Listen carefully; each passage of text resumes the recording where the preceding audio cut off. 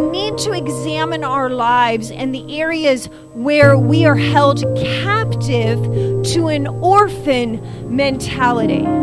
Queen Esther, in effect, was an orphan. And we know this all from Esther chapter 2. You can have an orphan mentality simply from trauma that you experience, which makes you feel abandoned and unloved. Now, the great story of Esther is that here we have an orphan girl who was called out by God to not only be raised up, by her uncle, but then into royalty, and then after royalty to do what? To release a nation, to save a nation.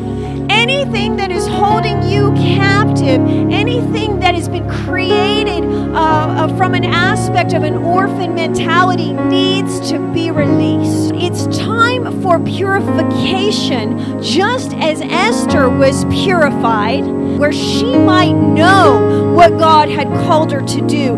We remember not only what Jesus has done, but what he has personally released us from. But what is he personally going to be releasing us from that we do not even know? God himself has called you to raise up and reposition and begin to fight for your destiny.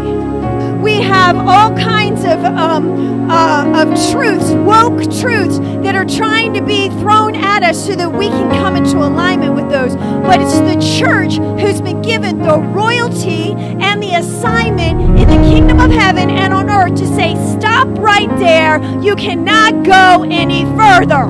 So that's part of your call and part of your destiny as a royal citizen of the kingdom of heaven, to stop that nonsense. God's not asking you to fight from an earthly position. He's asking you to fight from a heavenly position. Your calling and election is sure. All you need to do is stand up to the plate and begin to fight back. He wants you on fire for him.